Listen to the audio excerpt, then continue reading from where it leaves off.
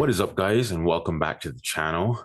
Today, I'll be doing a different kind of, I guess you could say, behind the scenes kind of video. I'm planning for this to be perhaps a new kind of series of videos I will do for each episode or installment. So before I get into that, though, I wanted to give some quick updates on the AI speech technology, the AI photo speech technology. I'm still currently researching and trying to determine how I will utilize that going forward. I'm testing out a bunch of different software, different websites, those kinds of things. And if things go according to how I'm thinking currently, I'll probably end up using an open source AI speech technology. And once I have settled in my decision regarding that, I would like to make a video on the channel, kind of a tutorial, showing you guys the different options that are out there, and why I end up choosing the main one that I would, use going forward. Now, another warning is that this is going to be a pretty long video, right? So, if you're more so looking for, a short video that says, hey, 10 things you didn't notice, and a quick little 5-minute video, this is probably not the video for you. This is going to be a bit longer. Not sure how long. This is actually the third time I'm recording this, because the first time, I think, what happened? I encountered a bunch of technical issues and stuff like that. But this should be the third and final time that I'm recording this, if things go according to how I'm thinking. Let me see what else is there. So long video, yada, yada. And then I also want to mention, I no longer read comments. I won't go into why that is a religious reasons. And if you're from my podcast channel, then you may have a pretty good idea of why I've decided to stop reading comments. The reasons are, somewhat similar to, well, that channel. The reasons on that channel do apply here as well now, but there are additional reasons that are not exactly those same reasons.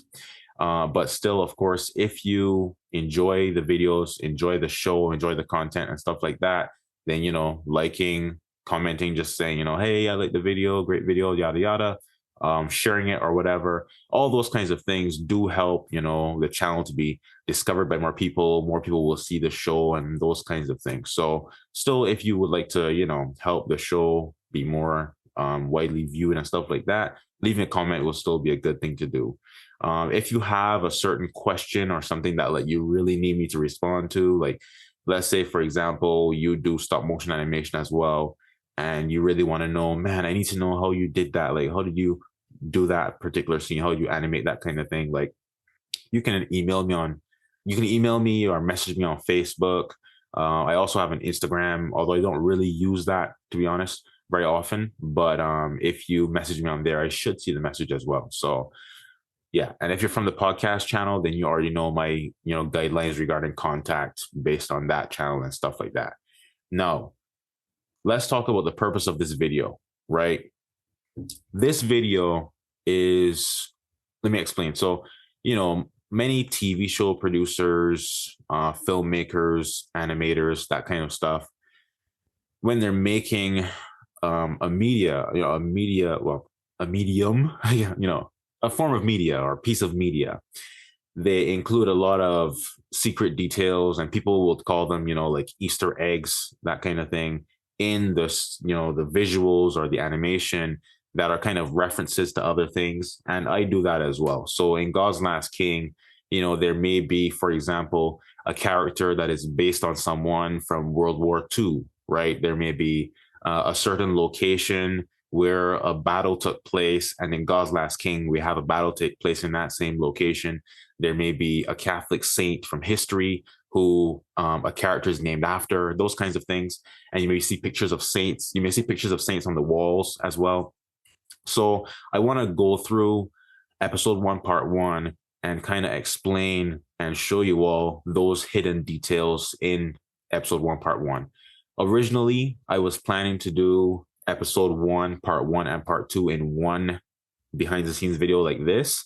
But I felt that since episode 1, part 1, the notes I've made have already been, so long, I was like, okay, I'll just do 2 separate videos. So look forward to, in the future, a sequel to this video going over episode 1 part 2. Then after that, I would like to do episode 2, episode 3, and so on, and continue as long as I'm doing the series, right?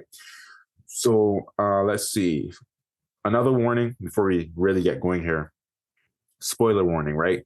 I don't want to, just spoil the entire story or anything like that, but I probably will divulge some details here that haven't yet been revealed in the actual episodes.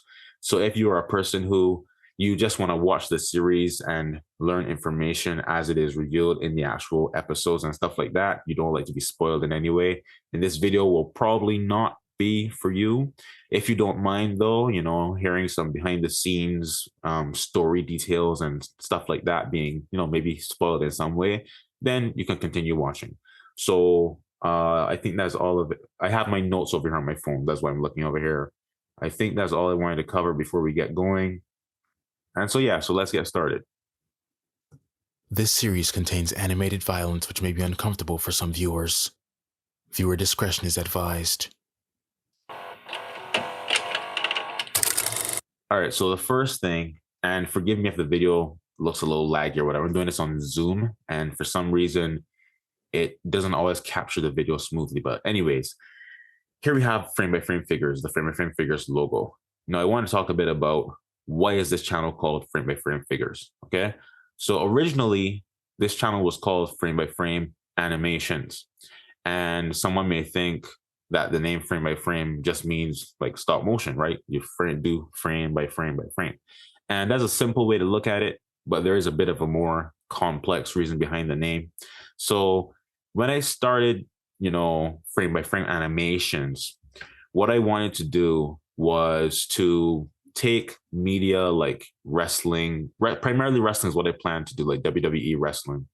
I wanted to take wrestling matches or wrestling moments and stuff like that, and frame by frame, as perfectly as I could, recreate them in action figure form, right? So most stop motions you will see online of like, secular media like wrestling, Dragon Ball and those kinds of things, they're not frame by frame accurate to what they're trying to depict. They're not like an exact an exact replica of the real media, right? And I really find it so interesting to see like a one-to-one near perfect conversion of sorts, where you would see like the real people over here and the action figures side by side, and is like spot on, like basically the same thing. So it's almost like if you're watching the real thing, but with action figures instead of real people. So what I was doing was I was originally going to animate the Ultimate Warrior versus Hulk Hogan from WrestleMania 6. And those of you who don't know anything about wrestling are probably super confused, but that is what I wanted to animate. And I was animating a promo from the Ultimate Warrior, and I'll probably show some footage on the screen right now of what that looks like. And basically every movement he made in that promo, I wanted to, do a stop motion one-to-one version of it, and I discontinued that original idea and decided to do God's Last King instead, because back then I was, still pretty conflicted on what Catholics could lawfully watch or enjoy, right? I was kind of wondering, like, can I only watch something that is completely morally perfect? Like, if there's a bad word, can I not watch this movie? That kind of stuff, right? I was still like debating that, trying to find out what the answer was. And so in light of that conflict, I put that wrestling project aside, because wrestling, although wrestling in itself, as far as I'm aware now, is not something that's condemned by the church, like actually, wrestling or prize fighting and stuff like that, right? Although that is not condemned, wrestling does still contain, like in the TV show itself, people may say a bad word, or there may be some immodestly dressed woman somewhere and that kind of filthy stuff, right?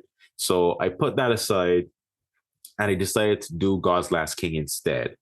And a God's Last King was more or less born out of my desire to use my stop motion abilities to make something godly, right? Because I really enjoy doing stop motion and I wanted to use it in a holy way, to make something, to have a kind of like a holy hobby of sorts. And another reason I decided to make God's Last King was because there really isn't any Catholic entertainment in the world that, that I can just enjoy for leisure or anything like that. I mean, there's, if you're looking for, orthodox, traditional, morally sound Catholic entertainment, the best you could do is probably, well, apart from watching God's Last King, the best you could do is to watch like an old movie from the 1940s or something, or listen to Catholic audiobooks. As far as media goes, not talking about reading books, you can literally just read books, of course. But as far as like visual media or things to listen to, the most you can do is old audiobooks, or old movies. And so I wanted to create a modern, orthodox, morally sound Catholic form of entertainment, right? And I will say too, like, I wish that I didn't have to make God's Last King, right? I wish I didn't have to make it. I wish it already existed. I wish that this was a show that I could already watch myself, right? But because such a show doesn't exist currently that I haven't seen any, I have to make it, right? So I guess like how they say necessity, inspires creativity. So in that case, you could say that happened to God's Last King because, an orthodox, morally sound Catholic entertainment show didn't exist.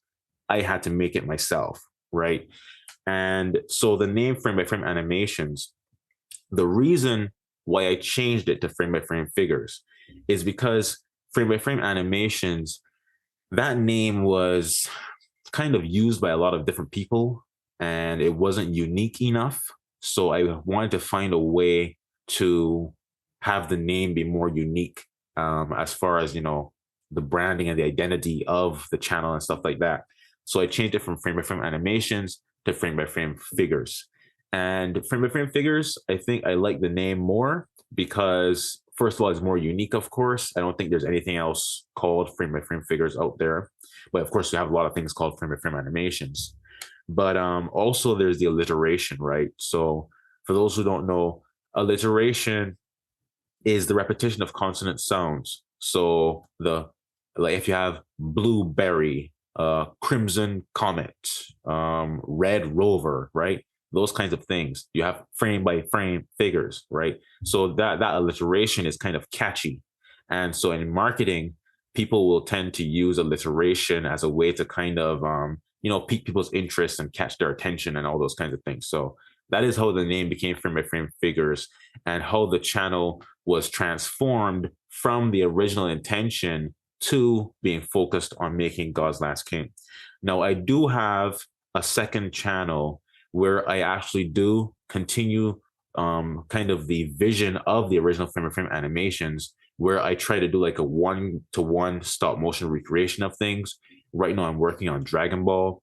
And I decided to keep these two channels separate, or to like not put that content on this channel, because when I was studying, YouTube, like how to do a YouTube channel and those kinds of things, one thing that I remembered and really stuck out to me was having your channel be focused on one specific thing, right? So you don't want to have a channel that has wrestling and then you have I don't know, just a bunch of random, like, you and your friends at playing golf, and then another video is you playing some video game, and then another video is you just eating a burger at McDonald's. You know what I mean? Like, you want to have your channel be kind of focused on one kind of specific subject, right? So your channel should be focused on, like, if it's stop motion, like only do stop motion. If it is, a Dragon Ball based channel, just do Dragon Ball, those kinds of things. So I want this channel to be just Catholic animation, not Dragon Ball, God's Last King, right? And the other channel is more so just secular stop motion. So you might have Dragon Ball, wrestling, but just all like worldly stop motion stuff, right? Because Another thing too is that for a while, as I mentioned before, I was trying to figure out what was it lawful for a Catholic to watch or not watch. And thanks be to God, I found out about the Legion of Decency, which was a Catholic organization in the like 1900s that used to rate movies so that Catholics could know whether they could watch it, if they do choose to watch it, what kind of bad things it may contain, all those kinds of things, right? And so through looking into the Legion of Decency and seeing what kind of movies they condemned, what they allowed, although there may be some immoral aspects to it and that kind of stuff, really helped me to have a much more clear understanding of what it would be a sin for me to watch or not watch and those kinds of things. And when I started the other channel, I was still I haven't yet, how do we say, explained that information to the people on my podcast channel, right? And some of the people here maybe from that channel. And so I didn't want to have people confused about, like, say, me watching Dragon Ball fights, for example, watching a wrestling match and those kinds of things, because a lot of people who may still be in the uncertainty regarding the morality of those things or watching them that I was may think that, they may be scandalized by seeing me do that, right? So I don't want to, how do we say, I didn't want to have that on this channel without them understanding clearly the church's how do you say, the church's opinions regarding whether we as Catholics can watch those kinds of things, right? And of course, based on what I'm saying right here, through my reading the Legion of Decency and stuff like that, like, watching a wrestling match wouldn't be a sin in of itself. You know what I mean? It would have to be maybe extremely brutal or something. I don't know.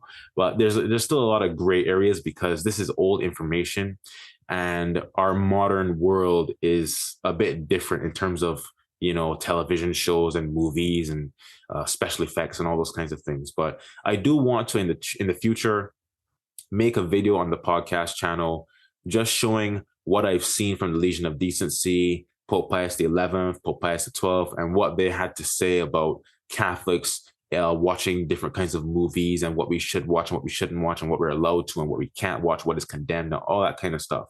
But essentially, on that other channel, when I do animations, I don't want to animate anything that is sinful in of itself. You know what I mean? So if there's some moment with a immodestly dressed woman in there, I'm not going to animate an immodest woman. You know what I mean? But I may animate the wrestling match of the two guys, wrestling in the ring or whatever. So that's kind of the history of frame by frame figures, frame by frame animations, and of course the successor to that original idea, which is my other channel that I'm working on separately from this channel. I do want to keep this channel and that channel kind of separate. That channel is pretty much anonymous, right? And I may keep it that way for as long as I can, just have these be two completely different entities, not like associated with each other in any way. This is just purely Catholic animation that is just, in people's eyes, some random person doing stop motion, right? Now, let's continue.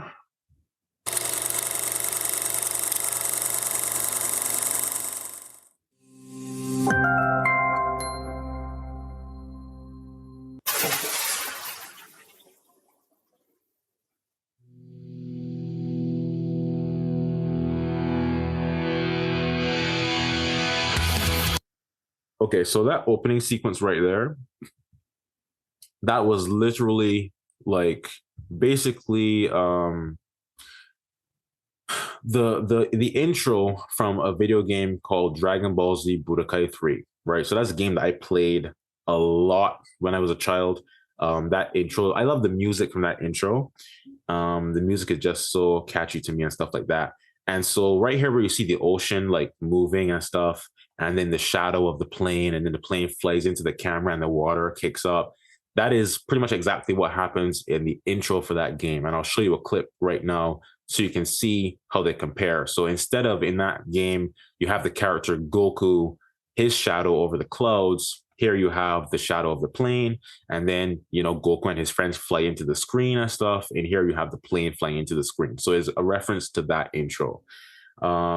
Regarding Dragon Ball is probably the biggest secular influence on God's Last King. In some ways, sometimes I think of God's Last King as a Catholic Dragon Ball, because a lot of the superpowers and the characters and the lore, the mystical lore, and all those kinds of things are heavily influenced by the mythology. Well, not the mythology, but kind of the mystical aspects of Dragon Ball, but just in a Catholic lens, right? So like a Catholic version of that kind of power system and characters being able to have different kinds of abilities and stuff like that. So regarding you won't see it yet in these early parts of the series, but if I'm able to continue the series for a long time and get to later episodes and later seasons and stuff like that, you'll see that the fights will become progressively more and more epic and more based on like superpowers and stuff like that. So like right now is kind of the way fights are going in God's Last King kind of mirror how fights were in Dragon Ball and how they transformed in Dragon Ball. So in Dragon Ball, in the early days, the fighting was more like similar to real life martial arts. But then as the characters became more and more powerful and got more and more like superhuman powers and stuff, their fights became more epic, like, super energy blasts and destroying planets and all that kind of stuff, right? I don't plan for people to destroy planets in God's Last King, but just to give you an idea of the scale, right? So as the characters get more powerful, their fights will be much more intense and elaborate and visually spectacular and stuff like that. So yeah, so as you saw in episode 1, part 2, the fight with is his name? Yeah, his name was revealed, Satoshi, right? The fight with Satoshi and the soldiers was on the borderline of realistic, right? Is like he was moving a bit faster than a real human could, but it wasn't so crazy that it was completely like Superman or something, right? But as the show progresses, you'll see stuff like that become more and more, I don't know what the word would be, but imaginative, more dynamic and that kind of stuff. So yeah, this is totally just based on the intro from the Budokai 3 game, and even the water and stuff I took from that footage and kind of edited it and all that kind of stuff.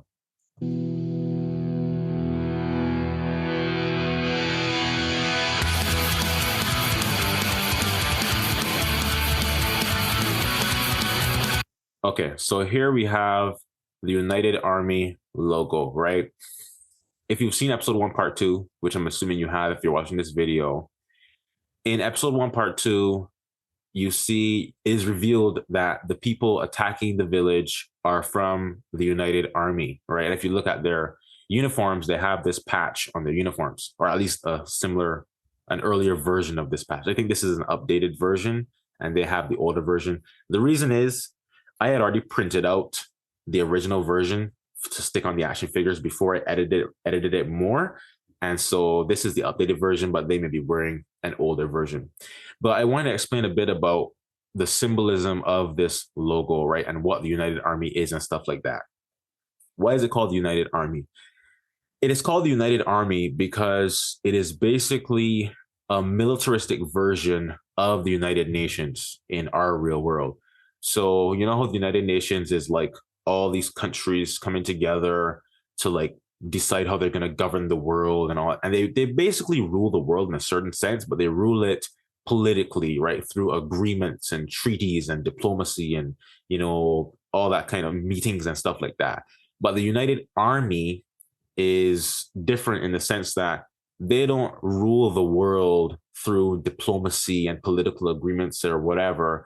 They rule the world through military conquest, right? So they just like conquer people and then subjugate them and rule over their country and absorb them into the United Army. And so that is why it is called the United Army and not the United Nations. And of course, they also, right now in the God's Last King fictional world, they rule almost the entire earth. So of course, the United Nations includes countries from like almost the entire world, and they rule almost the entire world. So that's how the United Nations, United Army, right? Now, here you see the 7 stars, and these 7 stars represent the 7 continents, right? And you'll see here also there are 2 fists, 2 small fists, and then 1 large fist in the middle. The 2 smaller fists represent the 2 halves of the United Army. So you have the Western United Army and the Eastern United Army, which is similar to how the Roman Empire had Western and Eastern halves, right? You had the Eastern Roman Empire, which was the Byzantine Empire, and the Western Roman Empire, which was like, Rome and Europe and that, well, Eastern Europe, but Western Europe and that kind of stuff, right? So that represents that. And the star on the left, the star on the left here would represent America, right? Because America in this fictional world, America is kind of the superpower capital of the Western United Army. And then Japan, which would be in Asia, right? So this would be North America, and this would be like Asia or East Asia or whatever. Well, I guess Asia is the whole continent, right? Asia, specifically though Japan is the superpower center of the Eastern United Army, and they work together as one to conquer the entire world. So the fist in the middle is them united as one. So you have the West and the East united as one to conquer the entire world. And that's why the globe is in the hand, in the fist there, right? Or the hand is grabbing the globe. They want to take power, have power over the entire world. And then I won't reveal much about this guy, who he is right now, but he will play a very important role in the early seasons of God's Last King. And if you have a keen mind and you've watched episode 1, part 2, then you probably can guess who he is, but I won't say it for certain right now. But you should be able to tell who this guy is, or at least what his name is. Now, here we have the Order of the Phoenix crest, right? And the Order of the Phoenix in the GLK world is basically the Illuminati or the Freemasons of the GLK world. They rule in the shadows, right? So the United Army is kind of the public face of the Order of the Phoenix, right? People think that the people who are visibly and publicly leading the United Army are the true rulers of the world. But in reality, they answer in secret to the leaders of the Order of the Phoenix. And my plan is that as the series progresses and as the seasons continue and stuff like that, we will traverse the hierarchy of the Order of the Phoenix, right? So we'll start with the United Army's public people, and then we'll go deeper into the shadows over time and reveal who is really running the world, at least running the evil segments of the world in the darkness, and eventually, of course, reach the final boss and those kinds of things. So that is kind of what that represents. And the reason they're called the Order of the Phoenix, I won't reveal that right now, but it will be explained if I, get to continue to a certain point in the story and stuff like that. But yeah, so the Order of the Phoenix is basically the Illuminati of the GLK world. Oh, here we go. So when the doctor or scientist here fixes his glasses and they shine, that's just like an anime joke. So if you watched any anime, you will know what that is. It's just like basically like most characters that have glasses in anime, at least I've seen, whenever they do this, their glasses just turn white and shine or whatever. So I just added that for a little kind of reference to that.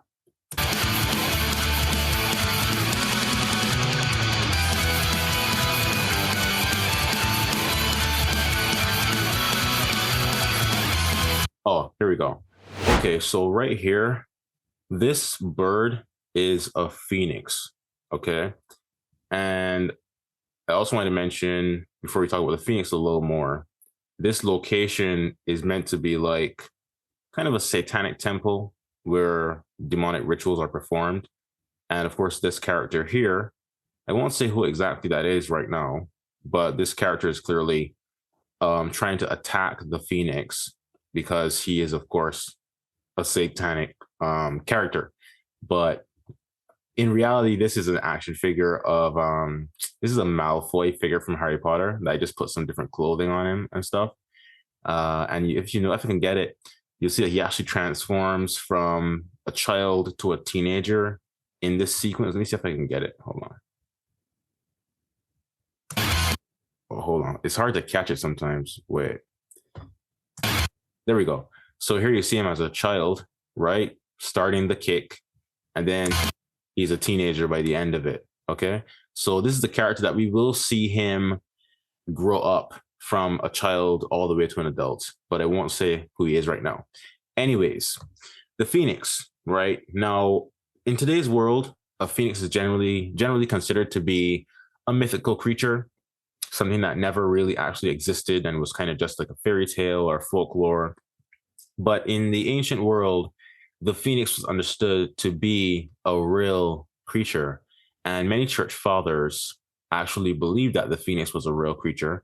And they believed that the Phoenix represented the resurrection of Christ, right? Because the way that the Phoenix would immolate itself in fire and then resurrect itself back to life. Christ died for us and then resurrected himself back to life. So they saw the Phoenix as kind of a creature representing a godly symbol, right? And I believe Saint Cyril of Jerusalem, in his catechetical lectures, talked about a phoenix that would visit Egypt like either once a year or every few years or something like that. And he talked about like it was a real creature. He's like the phoenix that goes to Egypt. You know what I mean? So regarding mythical creatures, I would say I'm outside of the modern norm for sure, because I don't easily dismiss the possibility of certain creatures existing, right? In modern times, Bigfoot, I mean, I don't know if Bigfoot is real. I don't know. When I was younger, I used to be really, really into Bigfoot, like super into Bigfoot. I used to watch the TV show Finding Bigfoot and everything, right? I was really into Bigfoot when I was younger. Not so much anymore. Mainly because like that show, Finding Bigfoot, they never find anything, It's like they should call it Never Finding Bigfoot. Like they never find Bigfoot. But I do think that for those who are aware of Bigfoot lore or whatever, I do think the Patterson Gimlin film is pretty convincing. And I've seen some videos by different people pointing out like why it can't be fake and stuff like that. So maybe it's real. I don't know. It's certainly possible. I don't think it's impossible that Bigfoot exists, but it is also possible that Bigfoot is just demons playing tricks on people, because demons can do things like that. Like a demon could appear as some kind of monster and make you think, oh, it's a monster, but it's just a demon, like creating an illusion. You know what I mean? And the thing is, too, what I mentioned is that because the world that we live in today is so atheistic, right? They don't really publicly, how do we say, endorse belief in an afterlife, in the soul, angels, demons, God, that kind of stuff, right? Generally speaking, when people engage in a public forum, they act in an atheistic way, right? They say, oh, let's put God aside or what. No. Like God is real. You know what I mean? Angels are real. Demons are real. And if you ignore what is real, then you'll never understand the world you live in, because you're ignoring the world you live in. You're ignoring the reality and trying to create a false reality. So people not acknowledging, for example, Bigfoot could just be demons playing tricks on people. That is literally all it could be. This may all just be an elaborate trick played out by demons, just like aliens, right? I don't believe in aliens, right? Aliens, to me, I think aliens are just demons messing with people. That's all they are. And a lot of these stories about aliens and stuff, you hear people say that when they called out the name Jesus, the aliens left them or whatever. Why would the aliens leave you when you call out the name Jesus? Because they're demons. Okay, so demons don't like the name Jesus. That's a very common thing today with the whole alien obsession. And you'll find that people, generally speaking, will very easily believe in aliens, right? Or be like, oh, I don't know, boy, aliens may be real, that kind of stuff. But when it comes to angels and demons, they have a harder time with it. And it's because they're faithless and godless, and they reject the idea of God, even if they don't explicitly acknowledge that that is the issue, right? The problem for them is that if you acknowledge that angels and demons are real, then what does that mean? That means God is real as well. And if God is real, well, then of course they may ask themselves, well, which one is right? Which religion, blah, blah, blah. And then if it's Jesus, then okay, that means that what? That you're gonna go to hell forever for not believing in him. You see what I'm saying? So it's like, is really something that people kind of, I guess, maybe they're afraid to have that mental journey because, of course, the fear of eternal damnation, when you truly experience it, is a terrifying thing. And nowadays, people kind of live in that like positive thinking nonsense where they're like, oh, just be positive and do what makes you happy, right? And of course, thinking about burning in hell for all eternity is not going to make you happy. So people want to avoid those kinds of thoughts. Anyways, so the Phoenix, yeah, the Phoenix was believed by the church fathers and a lot of like ancient Catholics and even ancient people that who were pagans and stuff to be a real creature. And I don't know whether it was real or not. It may be, but I wanted to mention the things, other kind of mythical creatures that my thoughts on them. So let's talk about giants, right? People today generally believe that giants were just, fairy tales, made up stories, and that kind of stuff. And the same people that believe those things will sit down and watch a basketball game with without a second thought. You're literally watching giants playing basketball, right? Basketball players are giants because a giant is just an abnormally large person. Some of these basketball players are 7 feet tall, 8 feet tall. Andre the Giant, a wrestler, was like 7 feet 2 or something as far as they claim. The Big Show, 7 feet. The Undertaker and Kane, almost 7 feet tall. Giant Gonzalez was like, I think 7 foot 6 or 7 foot 4 or something like that. Huge people. And of course, there are Guinness Book World Record holders who are like, super tall and stuff like that. So a giant is just a very tall person, right? If Andre the Giant lived, like, let's say, I don't know, 1,000 years ago, he would be called a giant because, I mean, he really was a giant. He was like a massive person. That's what a giant is. A giant is not some like non-human creature or whatever, just a really abnormally big person. And maybe giants were more common in the past than they are today. But of course, today we don't even call giants giants anymore. We just call them tall people. We don't call basketball players giants. We just call them basketball players, although they are giants. That is the really tall ones. So talked about aliens already. Dinosaurs, there's another one. Dinosaurs are just dead dragons. That's all they are. I don't believe that dinosaurs are like these billions of years old creatures that lived before humans existed and all this kind of stuff. Like, no. If you look at ancient stories, medieval stories, even in the Bible, dragons are talked about frequently. Okay. These large, terrifying reptiles and stuff. And what evidence do we have of these creatures apart from human stories and stuff like that and the Bible? Well, we have their bones, right? Which people today choose to call dinosaurs. Oh, these are, billions of years old, whatever. No, these are the dragons that people were talking about in the ancient world, right? We have their bones now because they lived alongside human beings. And so obviously, they're not common today anymore. You don't see like a T-Rex walking around or anything like that. But let's say crocodiles, right? I would say crocodiles could just be called water dragons. They're just water dragons, right? Crocodiles are these large, terrifying, ferocious reptiles. And I'm pretty sure in ancient times, some people did call crocodiles dragons. So crocodiles are modern dragons. Komodo dragons are dragons. Now, if someone accepts that, right, they say, okay, all right, dragons, yeah. So dinosaurs are just dead dragons. We have their bones. I can't really argue that. Okay, but what about the fire breathing and stuff like that? Well, as far as the fire breathing goes, it is not impossible. It is not an absurd thought, right? We have electric eels, which electrocute, they produce their own electricity and electrocute their prey. We have the bombardier beetle, which is a beetle that emits this like super hot chemical from its body that like can burn things, right? So, or burn or scorch or whatever. So clearly, animals, creatures can have the biology to produce, combustion or extremely hot chemicals and stuff like that. So why then couldn't God have created some kind of reptile in the past, which had like, let's say, some kind of flammable liquid in its, like some sort of gland in its throat, and then it had some other body part that heated up to really hot to ignite that chemical and like spit out fire. You know what I mean? Like, it's not impossible. And in the Bible, I want to mention in Daniel chapter 14. Now, Daniel chapter 14 is not accepted by Protestants, but it is part of the Bible. It was part of the Bible before Protestants existed, right? And it's called Bel and the Dragon. And in that chapter of Daniel, it talks about a dragon that the Babylonians worshipped, right? And Daniel killed it by feeding it, like, I think, flour mixed with something that made it explode, right? But they were worshiping this dragon or serpent, right? It doesn't describe what exactly it looked like, but maybe it was a dinosaur or something, but it was called a dragon, and it was spoken of as a real creature, not like a metaphor or some fictional thing or imagination. Is like Daniel literally killed this dragon, okay?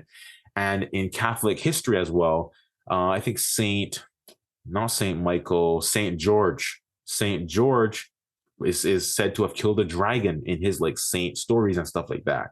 And this is like, I think this is like medieval Europe, right? So dragons were still around back then.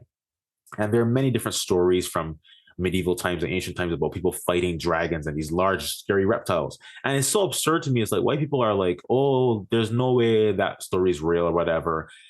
You would say that story, there's no chance it's real, and then literally go to a museum where they have bones of these creatures. It's like the mental disconnect, the cognizant, what do you call it? Cognizant disconnect? I don't know what you even call it, but you can look at a dinosaur, so-called dinosaur's bones, and then say, there's no way a person saw a creature looking like this. You have the bones, right? You see it there. But anyways, I want to mention too, like, in God's Last King, I'm not sure whether I'm going to have more mythical creatures, because I don't know if they're mythical for real or not, or if they really did exist. But besides like the Phoenix, right? The Phoenix is for sure going to be there, is already like in the intro. I plan to have the Phoenix play a certain role in the story. But dragons, I'm considering having the Antichrist like fly around on a dragon, like actually have a dragon as a pet, like he will tame a dragon or something like that. I think that'd be pretty like epic to see. So I'm considering that. I haven't fully decided on it yet, but I may end up doing it. SH Figure Arts, which is a company that does Dragon Ball action figures, or SH Monster Arts, whichever one it is. I think it's SH Figure Arts. They recently started making Yu-Gi-Oh action figures, right? And in Yu-Gi-Oh, there are creatures called the Blue Eyes White Dragon and the Red Eyes Black Dragon. So I think if I were to have the Antichrist ride a dragon as a pet or whatever, I'd probably try to get that Red Eyes Black Dragon action figure to use as his like pet dragon. But if we get that far, we'll see. Let me see if there's anything else here. I have these notes here. Yes. So in the Bible as well, wisdom in the book, the Wisdom of Solomon, which is also rejected by Protestants. In that book, Wisdom of Solomon chapter 11, verse 18, right?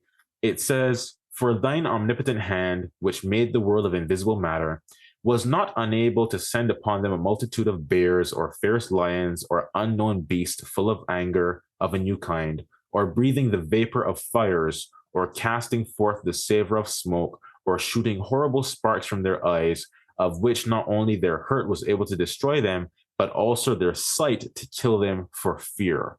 So here in the Wisdom of Solomon is saying that God could create, or like could send creatures to torment people, which could breathe fire, right? Breathe the vapor of fires, or have cast forth the savor of smoke, shooting sparks from their eyes, and a whole bunch of stuff like that.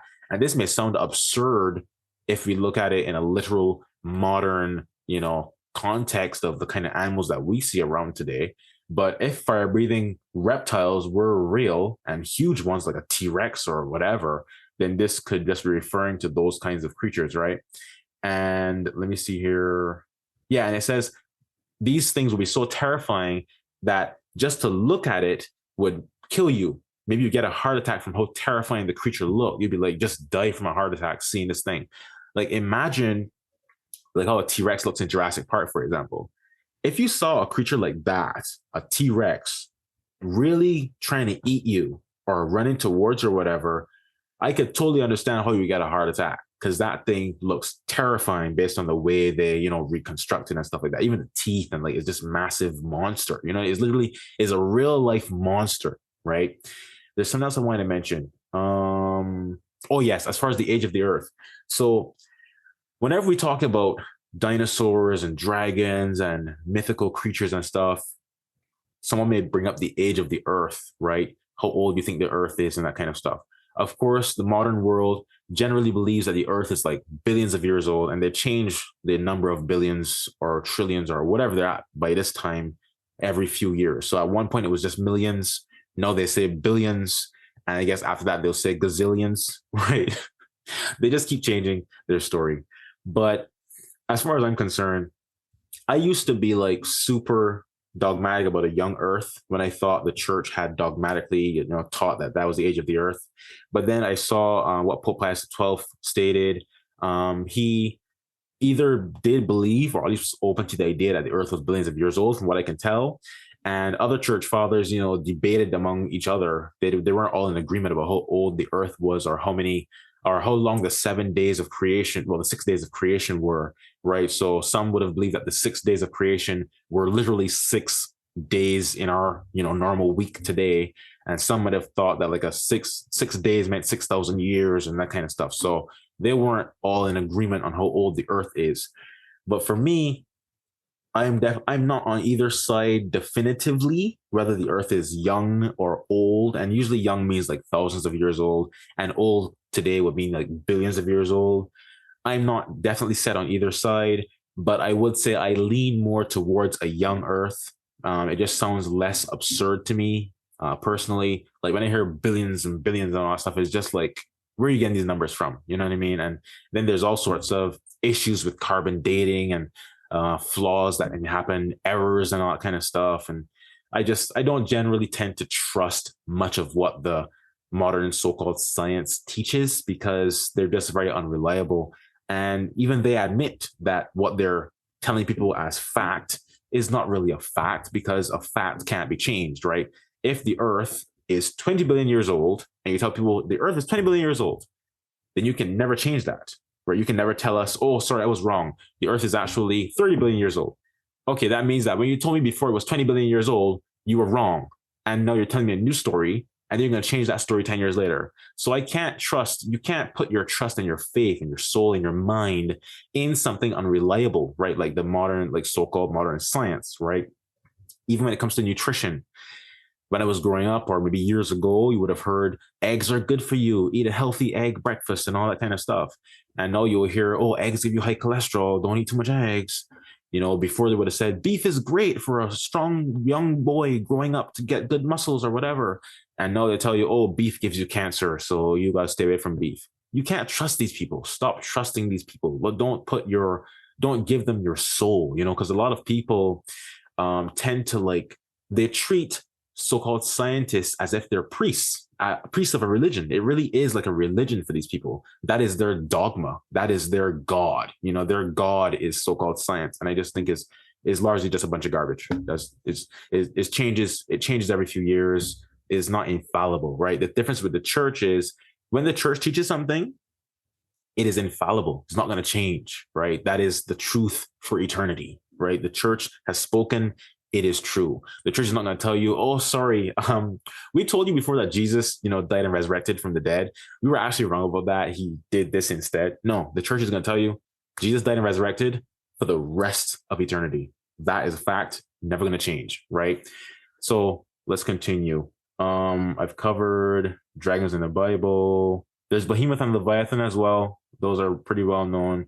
Like metaphors, or maybe, I guess it depends on, I haven't seen personally church fathers' interpretations of those things, except for Leviathan. I think I saw St. Robert Bellarmine talking about Leviathan and stating like how that is a metaphor for the devil, right? But still, it doesn't defeat the fact that this creature is being described as a metaphor for the devil, right? It could be a real creature used as a comparison. Like when Jesus is called a lion, right? A lion is not a mythical creature, although when Jesus is called a lion, we're not talking about a literal lion, but you're just using a lion as a metaphor for Jesus. In the same way, the Leviathan being used as a metaphor for the devil doesn't necessarily mean that the Leviathan is a mythical beast. It could just mean a Leviathan is a real creature, this kind of water dragon or whatever, and the devil is being compared to that kind of monster where like a human being can't tame it without the help of God and stuff like that, right?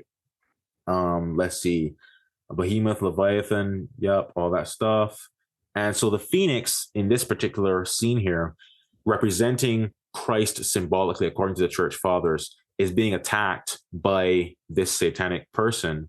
And then if we go to the next visual, okay, right here we see the phoenix flying alongside the great Catholic king, right?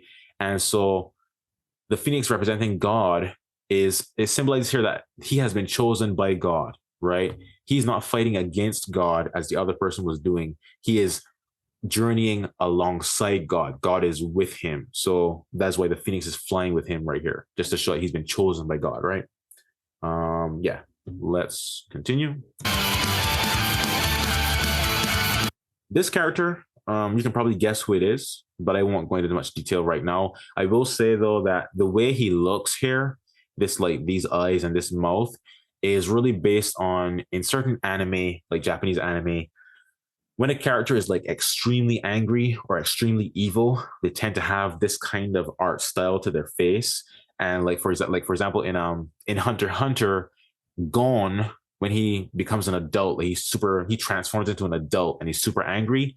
He looks kind of like this. And Illumi, another character from that same series, when someone said they would do something to his brother, he got super angry. I think it was Hisoka. The character Hisoka said he would do something horrible or prey upon his brother or something like that.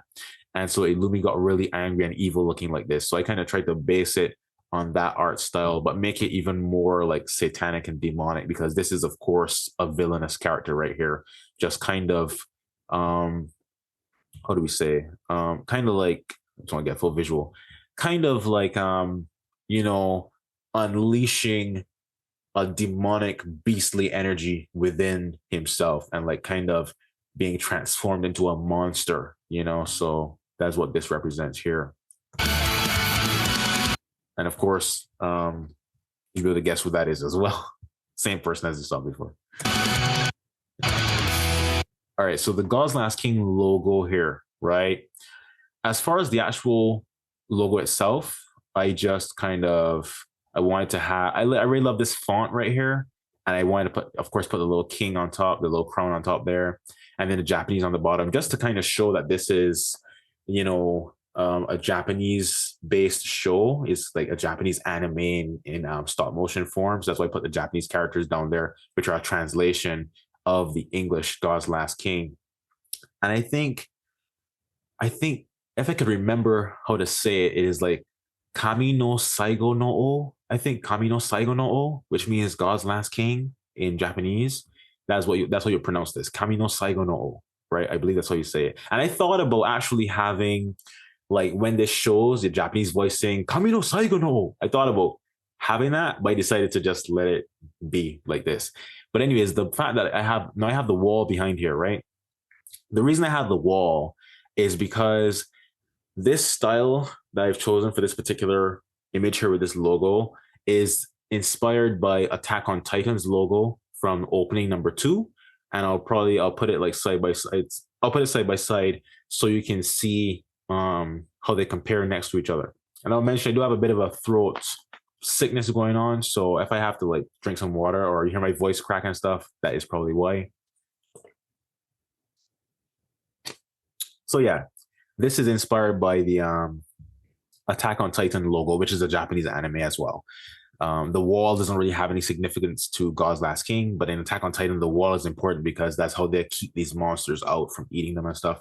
But I just like how it looked, so I use that for my logo here. Let's continue.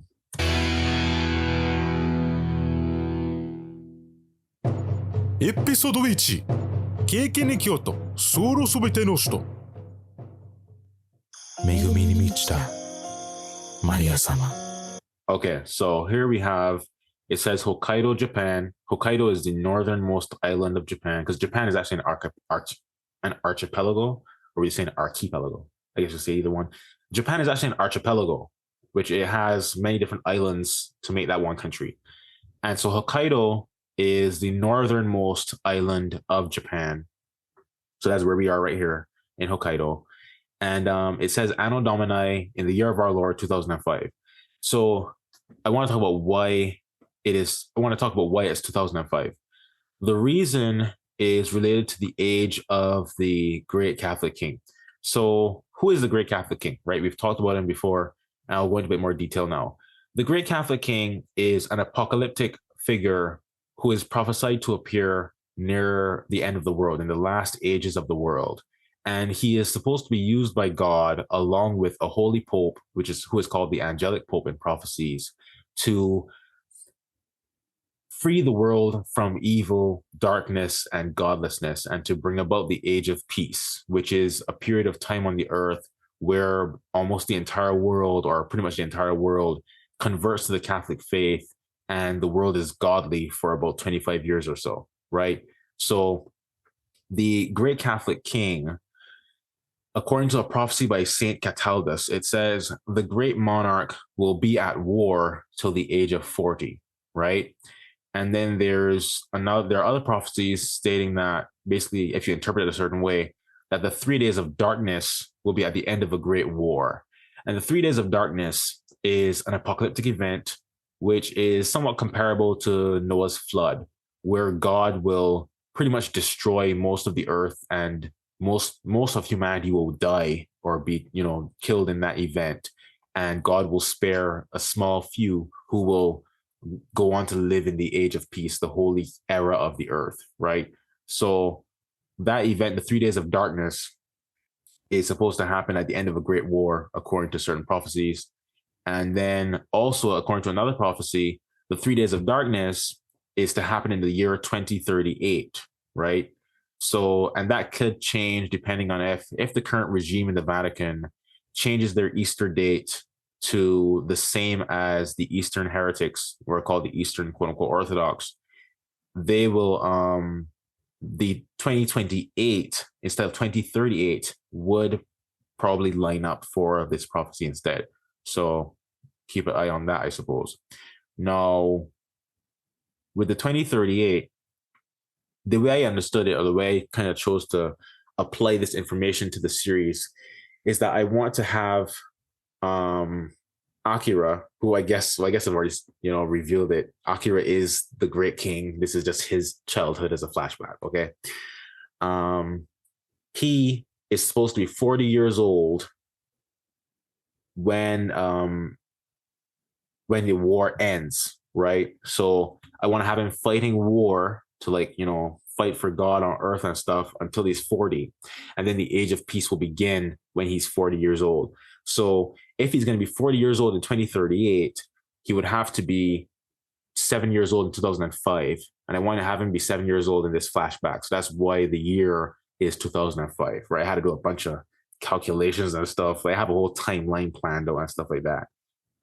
So yeah, let's continue. Now I think I'm going to start scrubbing through, because there's certain things I want to jump to. So let me go forward to, let's see here, right around here should be, let me see. Here we go. So I can move me a little bit. Here, that was a fly on my desk. All right, so here is a picture of Justo Takayama, right? And Justo Takayama was a Japanese Catholic samurai who died after he was exiled for refusing to renounce the Catholic faith.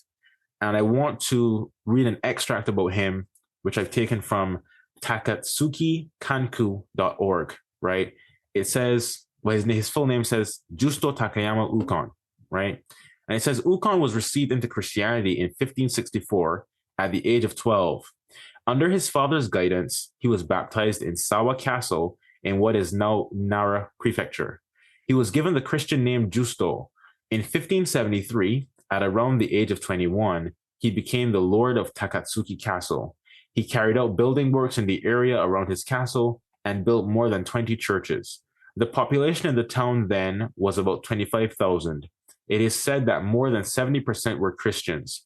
Ukon served feudal rulers, including Nobunaga Oda, or Oda Nobunaga, as he's more commonly understood to be, because Japanese put their names backwards, right? In English, we tend to put our first name first and our surname last. But in Japanese, they put the surname last and then your given name or your first name afterwards. So let's say, Akira's name is Akira Tokugawa, right? In Japanese, they will say Tokugawa Akira, right? But let's continue. So including Nobunaga Oda and Hideyoshi Toyotomi, or Toyotomi Hideyoshi. He converted other samurai such as Kanbei Kuroda and Ujisato Gamo. I want to mention here, growing up, I never once in my entire life knew that there was such a thing as a Christian samurai or a Catholic samurai. Like, you never hear about that. So that's kind of interesting to me to find out that there were, when I was researching this and stuff, and I found out that there were actually Catholic samurai, Christian samurai. Anyways, Ukon was a highly skilled samurai warrior. In 1582, in the Battle of Yamazaki, he fought successfully against Mitsuhide Akechi, taking the vanguard in Hideyoshi Toyotomi's army. In 1590, he fought for Toshie Maeda in the attack against the Hojo clan in Odawara. Ukon is also renowned for his excellence in castle building, being involved in the design of Takaoka and Kanazawa castles. He was an accomplished man of culture. In Japanese tea ceremony, he is listed as one of the 7 disciples of Sen no Rikyu, the celebrated Grand Master of tea ceremony. In 1587, Hideyoshi Toyotomi, then the de facto ruler of Japan, decreed that Christian missionaries should be expelled. In 1613, the Tokugawa shogunate outlawed Christianity. However, Ukon Takayama did not abandon his faith or succumb to such religious oppression. He relinquished his wealth and position as daimyo, feudal lord, and stayed steadfast to his belief. His devotion strongly moved and impressed people far and wide. Pope Sixtus V sent a letter in his praise. After Hideyoshi's decree, Ukon went to Kanazawa, the capital of Kaga province, whose ruler, Toshie Maeda, took Ukon under his protection. Ukon built himself a house there, but when Christianity was banned, he was forced into exile overseas. He sailed from Nagasaki to Manila in the Philippines, where he arrived safely, but shortly died of disease in 1615, right? So that's a bit about Justo Takayama, whose picture is featured here on the wall. And I want to mention too, I plan to have a character in the series be named Justo, maybe even Justo Takayama, right? Just named after him. You'll probably, if I get that far, you'll see that character in future episodes, likely, right? So next is this painting here, which is the Shimabara Rebellion, and it was painted by Takato Yamamoto. Now, I want to say I don't like a lot of his other paintings because they include a lot of like indecent and immodest, filthy things, but I do like this painting. So what was the Shimabara Rebellion? The Shimabara Rebellion was essentially a Japanese peasant uprising that ended up being sort of like a Christian rebellion. As far as I recall, I haven't looked at it in a while, but as far as I recall, basically a lot of the Japanese peasants were very upset with how they were being treated and stuff like that.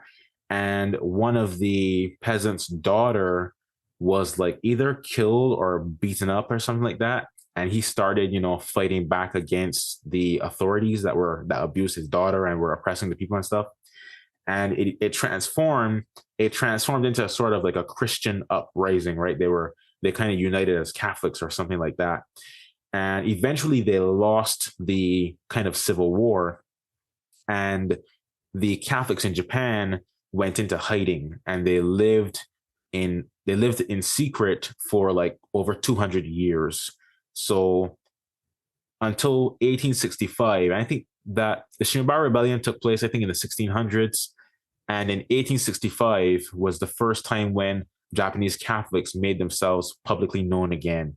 So we'll cover a bit more about that later as well, because it's very relevant to other details you'll see in this episode. Amen. Miyari.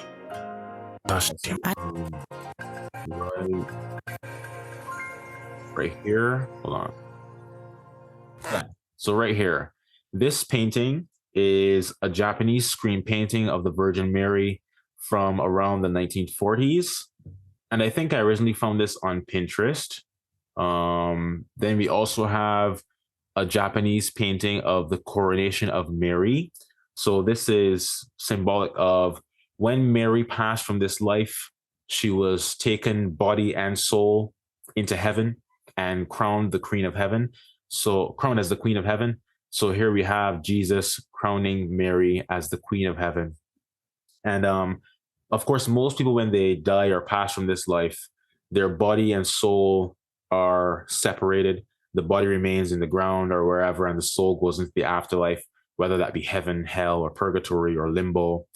And so most people will not be reunited to their bodies until Judgment Day, when everybody is resurrected. But the Virgin Mary already has her body in heaven, and so does Jesus, of course.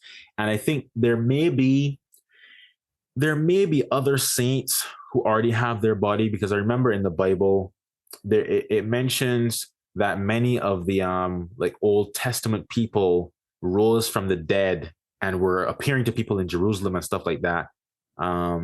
So I think I tried researching that one time and I had a hard time finding great information, but I'm pretty sure that some of the Old Testament, like prophets and saints and stuff, might have their bodies in heaven right now as well. So not only Jesus and Mary, I don't think, have their bodies, but other people might as well, but very rare. Like most people who die, they don't have their bodies in heaven with them right now, right? Let's continue here. Okay, so let's move on to the next one, which is right here. So this is a wolf, of course, named Taro, right? I know some people might think it's a dog, but it is really actually a wolf. And in real life, the Japanese wolf is extinct, and the Hokkaido wolf, which is seen as a separate species from the Japanese wolf, is also extinct, right? They're classified as extinct subspecies of the gray wolf. Now, in God's Last King, in the GLK world, they're not extinct, and this is one of them here.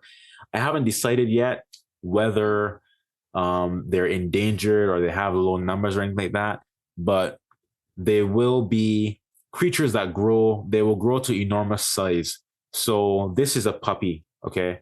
And a full-grown wolf, like Japanese wolf or Hokkaido wolf in God's Last King, will be so large that a grown man could ride it like a horse, right? And I'm kind of thinking about, I may have Akira ride a wolf into battle, right? So that would be kind of epic to see. So that's what I'm certainly thinking about. As far as action figures for wolves, this is a G.I. Joe Snake Eyes wolf, right? This is a wolf that was Snake Eyes' companion in his a little action figure that they had. But there's also there's a wolf by a company called Studio D20. There's a bigger wolf than this one, but the articulation, which is like the movement ability of it, is really, really, really, really limited. It can't do a lot of good poses, so I didn't you want to use that one. If I do end up having large wolves that people can ride as like a battle steed, I will probably have someone, if I can, have someone make an art doll. And I'll probably have pictures on the screen right now of what art dolls look like. Some of them are very, very beautiful. And I contacted several people who make art dolls on Etsy. And one of them told me that they couldn't make a wolf small enough for my action figures. But another person told me that they could make a wolf that small. So God willing, if I get that far in the series and stuff like that, then I would like to have that person make an art doll wolf that I can use in my stop motion as a battle steed, perhaps for Akira or maybe for other things. So we'll see. But this is a Japanese wolf or Hokkaido wolf. In God's Last King, they're just, I guess, Japanese wolves, right? But this is a puppy one. This is not a full-grown one. Let's see. Yeah. So let's fast forward now to the next point I wanted to talk about, which is around here. Here we go. So this is a painting of Saint Paul Mikki, and he is a Catholic martyr from a Japanese Catholic martyr. And this is an excerpt about him taken from franciscanmedia.org. It says Nagasaki, Japan is familiar to Americans as the city on which the second atomic bomb was dropped, immediately killing over 37,000 people. 3.5 centuries before, 26 martyrs of Japan were crucified on a hill now known as the Holy Mountain overlooking Nagasaki. Among them were priests, brothers, and laymen, Franciscans, Jesuits, and members of the secular Franciscan order. There were catechists, doctors, simple artisans, and servants, old men and innocent children, all united in a common faith and love for Jesus and his church. Brother Paul Mikki, a Jesuit and a native of Japan, has become the best known among the martyrs of Japan. While hanging upon a cross, Paul Mikki preached to the people gathered for the execution. Quote, "The sentence of judgment says these men came to Japan from the Philippines, but I did not come from any other country. I am a true Japanese. The only reason for my being killed is that I have taught the doctrine of Christ.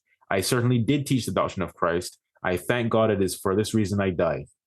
I believe that I am telling only the truth before I die. I know you believe me, and I want to say to you all once again, ask Christ to help you become happy, to help you to become happy. I obey Christ. After Christ's example, I forgive my persecutors. I do not hate them. I ask God to have pity on all, and I hope my blood will fall on my fellow men as a fruitful rain." When end quote, when missionaries returned to Japan in the 1860s, at first they found no trace of Christianity. But after establishing themselves, they found that thousands of Christians lived around Nagasaki and that they had secretly preserved the faith. Beatified in 1627, the martyrs of Japan were finally canonized in 1862.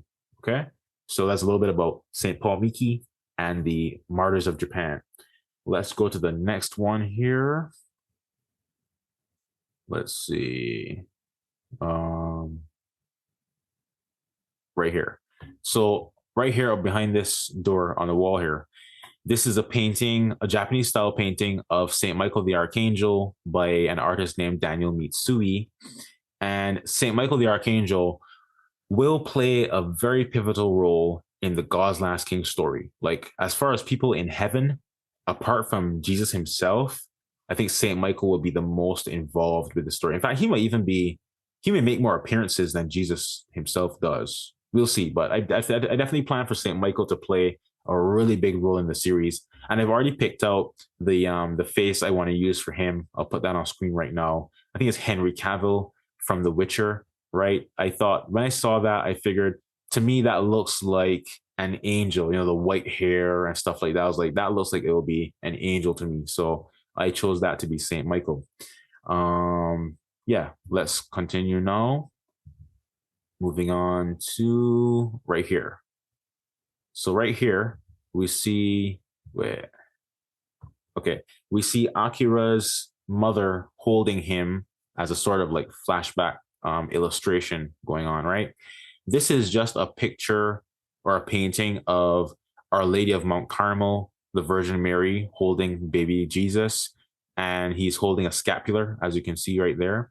I edited his hair to look like Akira's hairstyle, that little top piece thing there. I put that on the little baby Jesus image.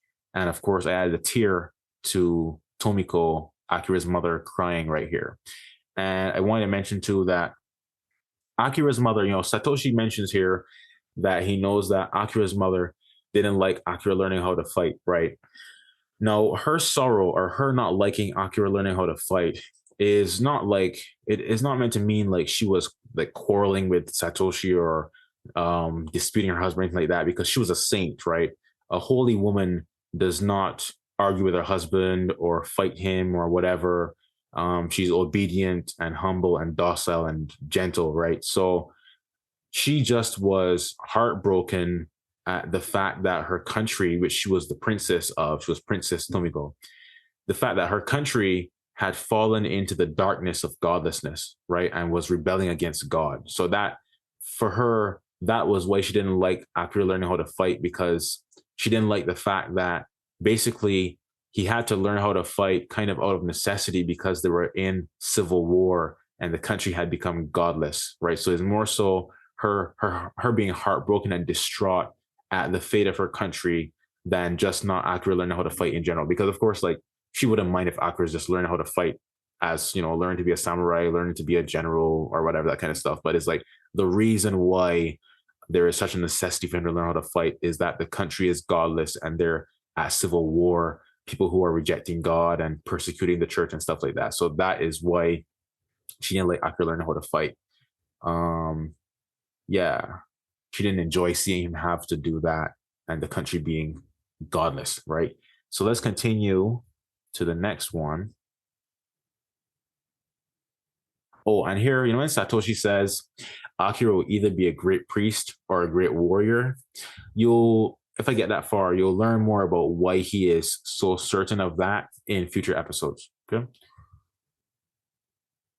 right, let's continue here to I want to hear the low sound effect. Hold on.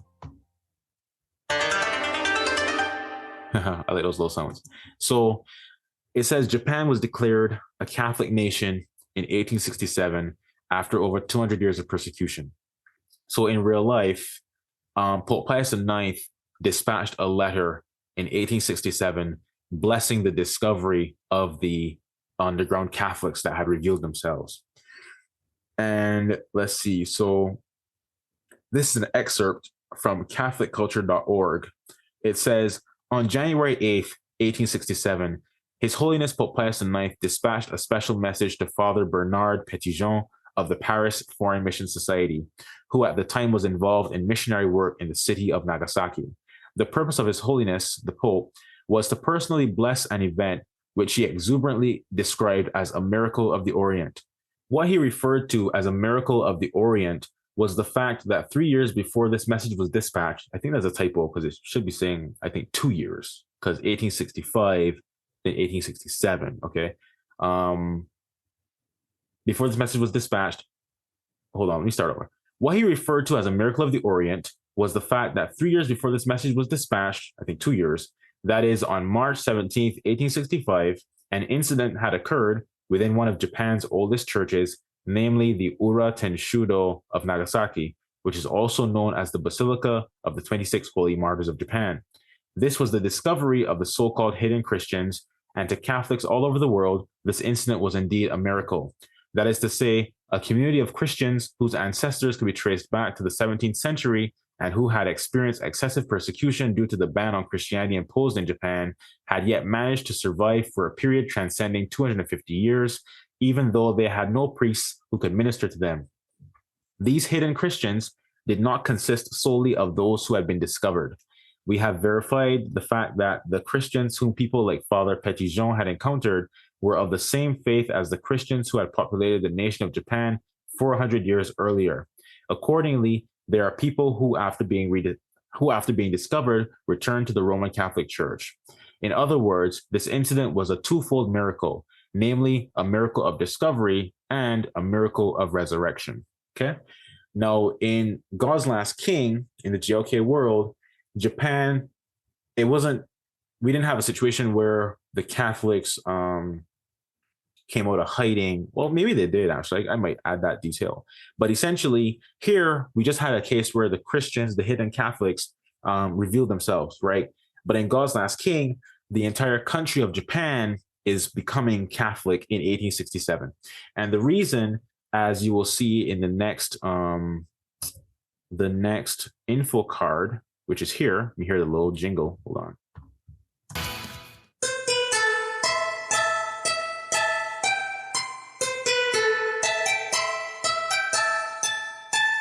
Okay, I like that little song too. So here it says Shogun Yoshinobu converted to Christianity after he was healed by a mysterious holy stranger.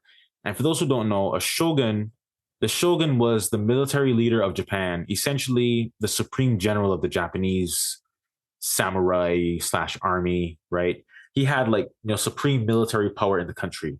The emperor was also, the ruler in a sense of being like the royal figurehead of the country, but the shogun usually had more power because he had the force of the military, right? That kind of stuff. But so a shogun was the military leader of all Japan, or at least officially the person with that title. Now, here it says Shogun Yoshinobu.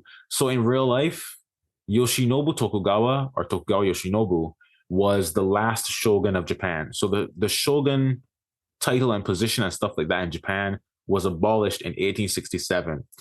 And so the fact that Yoshinobu, was the last shogun of Japan and he ruled until 1867 lined up perfectly with the 1867 of, Japan becoming Catholic, the Catholics revealing themselves and stuff like that. It all kind of lined up well to fit into my story, changing a few things around. And so, yeah, he was shogun from 1866 to 1867. Okay. And yeah, so unlike in real life, in real life, the shogunate was abolished. But in God's Last King, the shogunate was not abolished, but it transformed. It became a more holy office, like a more holy position, where the shogun wasn't just a military leader, but he was expected to be a holy person living a godly life and setting, a saintly example for the Japanese people to be inspired by, right? So the shogun became somewhat of a religious leader in a certain sense, because he was like working with the Pope, working with the church, being the military defender of the church in Japan and the the Japanese Empire and the Holy Japanese Empire and stuff like that. Because of course the Japanese Empire became the Holy Japanese Empire, and that is based on how in real life we had the Holy Roman Empire, right, which was supposed to be like the Catholic successor or the new Catholic incarnation, so to speak, of the Roman Empire. It's not a Holy Roman Empire. It's Catholic, it's Christian, it's godly. So you had the Holy Japanese Empire. And as far as the holy stranger, the mysterious holy stranger who healed him, that information will be revealed if I get that far in the series in future episodes and stuff like that, right? Now, currently in God's Last King, the position of shogun is being contested and persecuted because of the revolution and all that kind of stuff that's going on, the persecution of Catholics and stuff like that. And if I get that far in the story and stuff, you will see more details about what exactly is going on, the history behind it, how Akira, Satoshi, and all the other people, play into the current situation and stuff like that. All right, so let's continue now.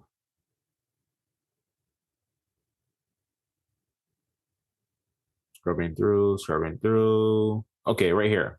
So the sword that Satoshi is holding is going to play a very important role in the God's Last King story right up to the end of the series. So just wanted to make that note. I won't reveal too much about it right now, but just note that, right? Let's continue here. Now, when Satoshi tells Akira, like Akira asks his father, if they find me, what should I do? Right. And he tells him, if they find you, you must fight just like I taught you. I just want to mention that it is not a sin to fight in a just war or for a righteous cause, right? Like, for example, the Crusades. The Crusades were a holy war endorsed by God, the Pope, the church, saints, and all that kind of stuff. And so it would not be a sin for someone to fight on the side of justice in the Crusades, right? It's not a sin to fight in the Holy War. I mean, even in the Old Testament, God commanded the Israelites to fight wars and stuff, right? They're not sinning by fighting war, because there are some people who believe that like violence is always a sin, war is always a sin or whatever. And that's not true. That is heresy. There is such a thing as a just war, and it can be actually meritorious and a godly thing to fight on the side of God in a war, right? So I also want to mention that it is not a sin to fight in self-defense, right? If someone attacks you, you can defend yourself. It is not a sin. As I mentioned, some people think violence is always wrong, war is always wrong, those kinds of things. They think is always a sin. That's not the case. It depends on why you are fighting in the war, whose side you're fighting on, even as far as taking somebody's life, right? If you murder someone, you take their life through hatred or some personal grudge or whatever, that is a sin, right? But if you are fighting in a just war and you kill somebody on the battlefield, that is not a sin, right? So it really depends on why you're carrying out the violence, why you took the person's life, in what context, all that kind of stuff matters as to whether or not is right or wrong or a sin. The next point I wanted to make is that right here, I don't know why that happened, but here, where Satoshi says to Akira, you may be a boy, but you are quite strong for your age. That is a reference or kind of like inspired by Gohan from Dragonball Z. So in that show, the main character is Goku, which even if you've not watched Dragon Ball, you may know that name. But Goku's son is named Gohan, and Gohan is like when he was a child, he was abnormally strong for a child, but he could only tap into his abnormal strength when he was like extremely angry, right? When he got really angry, his power would increase drastically where he could like easily beat an adult and stuff like that, right? And then as the series progressed, as he got a bit older, he learned how to tap into that power at will without the need for like somebody to just like trigger him. And then he would get angry for a little while and then go back to his normal strength when he's not angry anymore, and then they'd beat him up or whatever. So Akira is abnormally strong, just like Gohan is. And you'll see a bit more about that in episode 2. I will say though, Akira, like he doesn't need well then again, I guess it depends. Like I would say in his normal state, like just being calm and normal, he is already abnormally strong for a child. But if he is like angry or scared or something, then maybe he'll be like even more powerful because of like the, fight or flight kind of thing, right? Where he just like kind of like freak out and just like get super strong because of that panic. So that's possible. And maybe that's something I haven't really thought about in that much detail, but you will see more about Akira's abnormal strength as a child in episode 2. Okay. So let's continue here to the flashback. When we were talking about Akira's mother dying, Tomiko, I want to point out that here, if I could get it paused properly, if you look here at this door that's like on fire, this whole sort of building is on fire, the door actually says Merry Christmas on it. And I didn't actually notice that until after I had already edited it. And maybe even after I had released the episode, I realized, wait, that says Merry Christmas, which is actually kind of fitting to the story, right? Because they're Catholics being persecuted and the houses are being burned down. It says Merry Christmas on it. So that's very, very fitting and a very big coincidence because I did not plan that at all. So I'm personally contemplating story-wise whether this attack, which happened 6 years ago from this episode here, I wonder if it took place around Christmas time or maybe like in January or something. I'll think about it. If I ever need to like address that specific detail, then at some point I would. But for right now, I'm still contemplating the exact time period, the exact date or month for that attack, because the Merry Christmas on the door could be an indicator that this took place. They were attacked around Christmas time, which would make the attack even more devastating or horrifying, because of course, like these are Catholics on the run, being persecuted and stuff. They are living very miserable, tormented lives in this situation. And Christmas may be one of the few things that they can enjoy in a certain sense and celebrate Christ's birthday. And then like, let's say they're actually attacked and killed on Christ's birthday.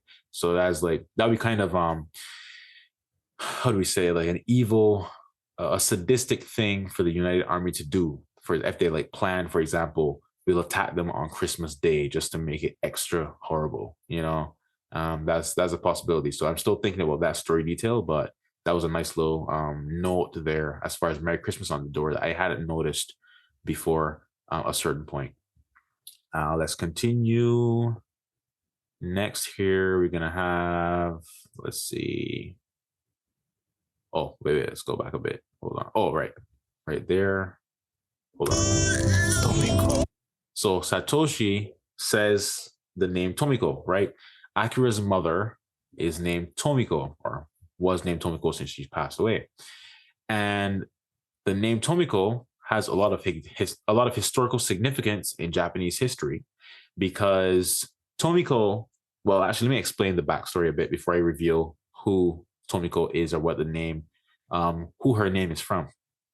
So in Japanese history, right, there's a period of time called the Sengoku Jidai, which means the era or period of warring states or like civil war. The country, the entire country of Japan was at war with itself, right? You had a bunch of different clans, like samurai families and clans and stuff, just all of them just fighting each other, just at war constantly. Japan was just in total war. Okay, now before that period started, before all out war broke out all across the country, the ruling family, as far as the shogun was concerned, was the Ashikaga clan. Okay, the Ashikaga shogunate was the shogunate that ruled before that period of war broke out.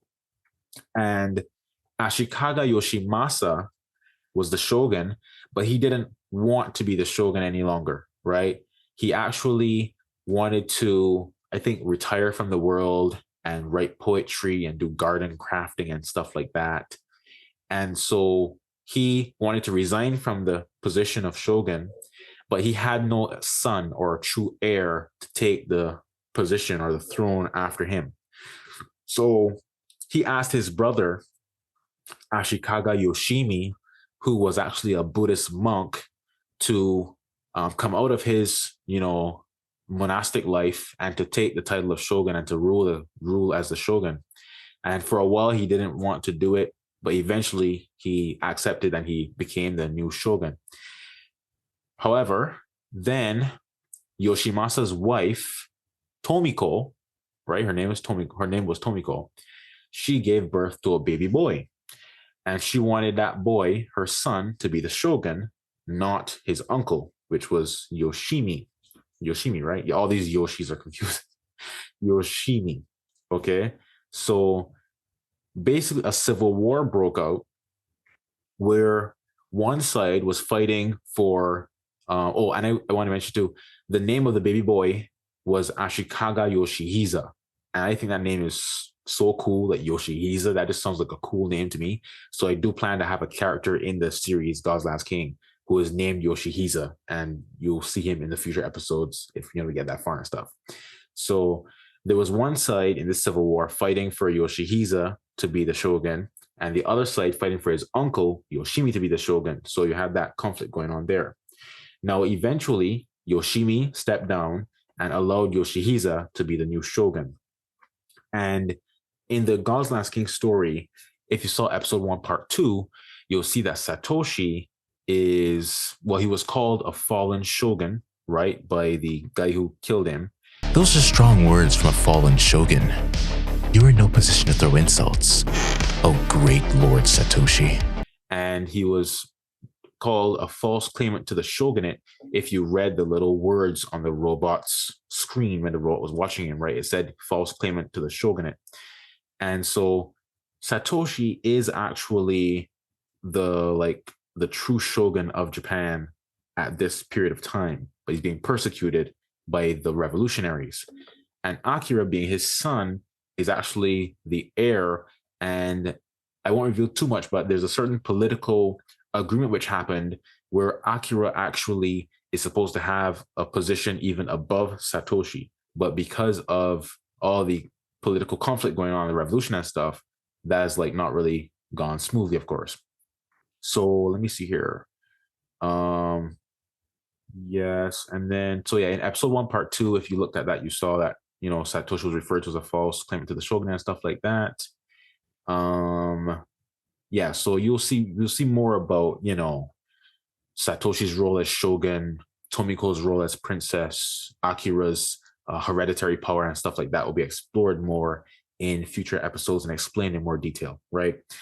So Tomiko, as I mentioned earlier, was the name of the mother of this child shogun, and Akira being kind of like that, a child shogun in a sense. I won't reveal exactly because he's not exactly a child shogun. He has a different title, but that'll be explained later. So Tomiko being the name of that, child shogun, I felt that was a fitting name to have Akira's mother have that same name, right? And the same way that Tomiko was at civil war with her son, taking his position as shogun, fighting against, his uncle being, appointed shogun by his father and stuff like that. This whole conflict over the ruling of Japan and who's the right shogun and all that stuff. It just really, the name Tomiko really fit very well. And actually there are more details about the God's Last King story that I've not yet revealed, which make the name Tomiko even more fitting than I had imagined before. I was like, wait, I didn't even notice that. This is also like in God's Last King. Like I didn't even actively think about it at the time, but God willing, as I continue and we get further into the story, I'll explain the other details about this whole Tomiko, Yoshihisa, Yoshimasa, Yoshimi situation that just like is spot on in many ways, reflective of the conflict regarding the ruling of Japan in God's Last King. All right. Let's continue here. I think we're getting near the end now. Right. So here, let's see. Hold on. Okay, yeah. Satoshi is saying, like he is confident that Tomiko is in heaven, but do not assume the same for him. Now, Satoshi is a saint, of course, right? But the thing is that saints don't see themselves as saints, right? As people continue along the path of sainthood and grow in sanctity and holiness and stuff like that, they see more of their faults, right? They see more deeply into their soul. And so they don't think of themselves as holy. They're like, oh, I'm a holy person. Look at me. They see all of their sins, whether they're, venial sins in the case of a saint and stuff like that. They see their sins more clearly. They see their faults more clearly.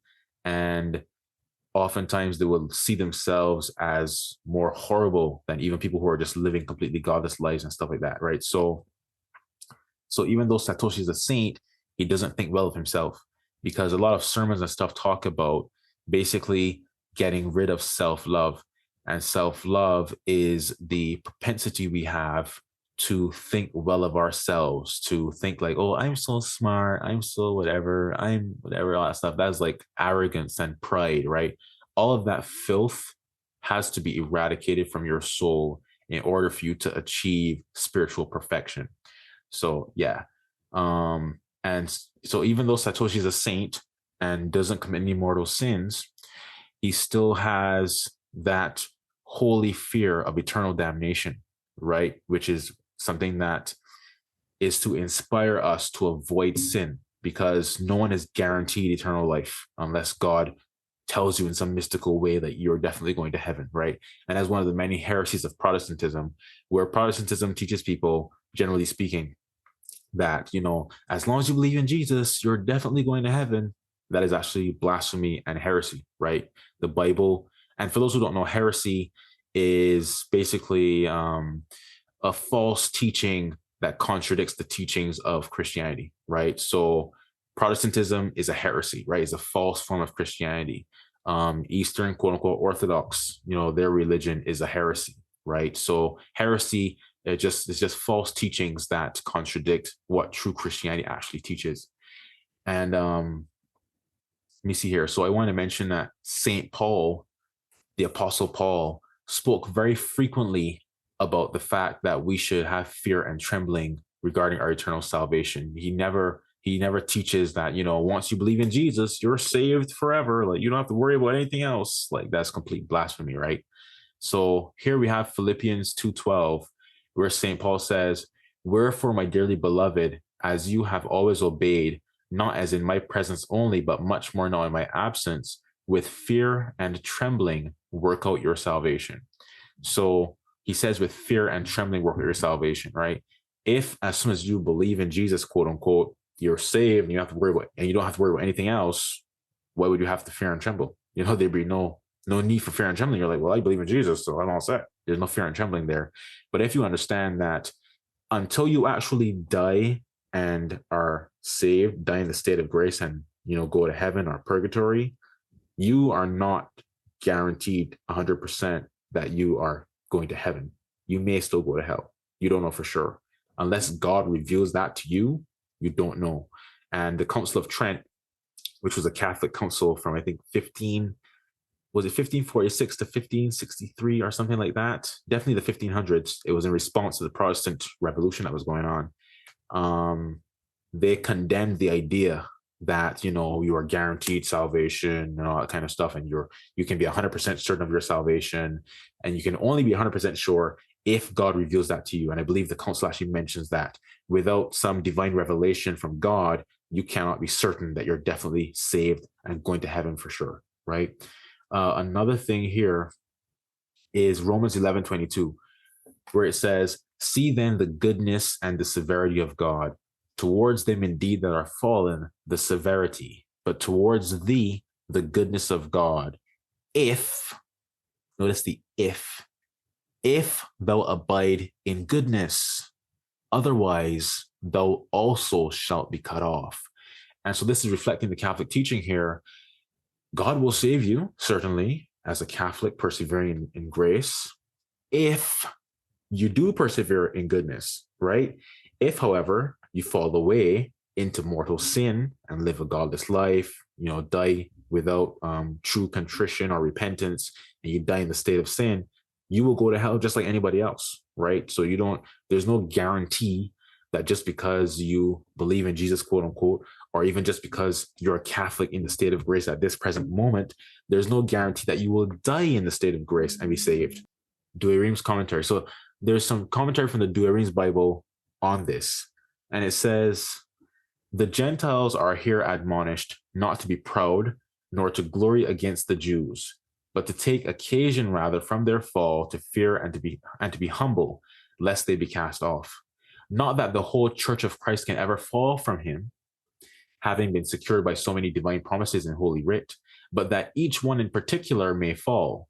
And therefore all in general are to be admonished to beware of that which may happen to anyone in particular." Okay, so any person can fall from the state of grace and die in the state of sin, which is why committing mortal sin in many ways is insanity, because you don't know when you're going to die. And that's why God says, be watchful, watch and be ready, because you don't know when your Lord will come. And of course, it means when death will come for you and the Lord will judge your soul. If you fall into mortal sin and you die in that sin, you're going to hell for all eternity, no matter what you believe, right? No matter if you believe in the church or not. If you die in sin, you're going to hell, period. That's what the church teaches. So let's see here. There's another one this is 1 Corinthians 9, 26 to 27. 1 Corinthians 9, 26 to 27. St. Paul says, "I therefore so run, not as at an uncertainty. I so fight, not as one beating the air, but I chastise my body and bring it into subjection, lest perhaps when I have preached to others, I myself should become a castaway." So St. Paul, who was even taken up to heaven and everything, all these visions of God literally appeared to him and everything, he still was concerned with the possibility that he could go to hell. You see? So if St. Paul, who went to heaven, was given a vision of heaven, God appeared to him and all this stuff, if he was still concerned about whether he would go to hell or not, then how could you be secure and be like, "Oh, I believe in Jesus, I'm going to heaven"? Is nonsense, is blasphemy and heresy.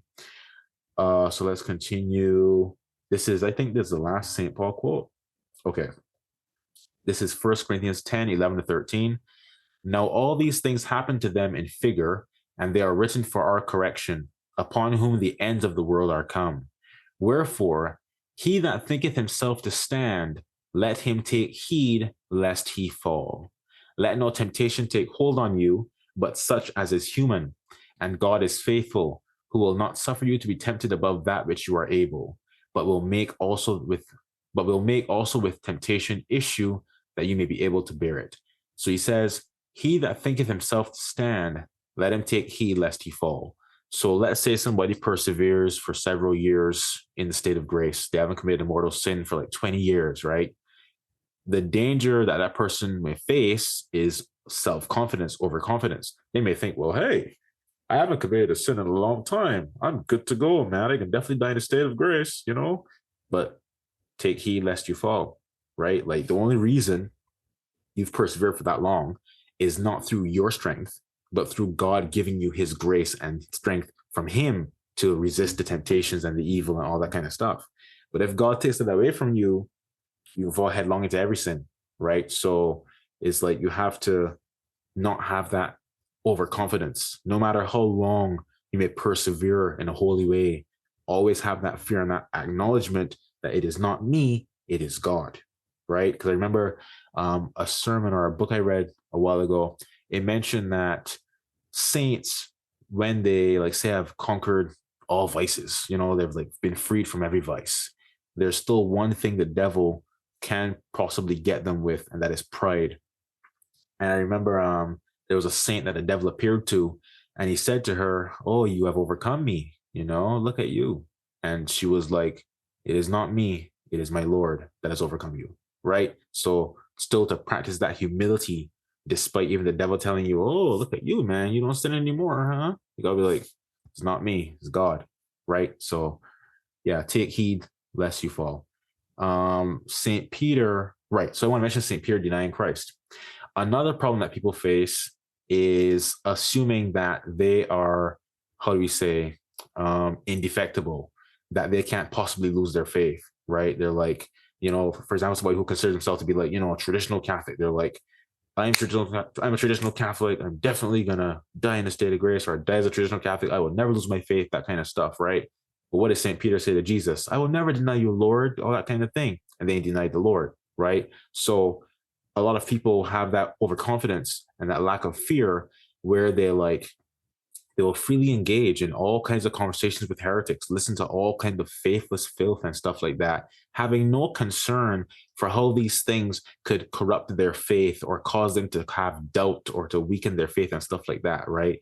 And the Douay-Rheims Bible, the commentary mentions that we need to be aware and to beware of that danger, right? To never think that we are above falling from Christ. Never think that, oh, my faith is so strong, I can never lose it. Like, always have that fear and always take the necessary precautions to protect your ears, your eyes, your soul from heresy, from faithlessness, from bad people, from bad conversations, from reading filth and garbage that could damage your faith and all that kind of stuff. So that's what we're very concerned about, right?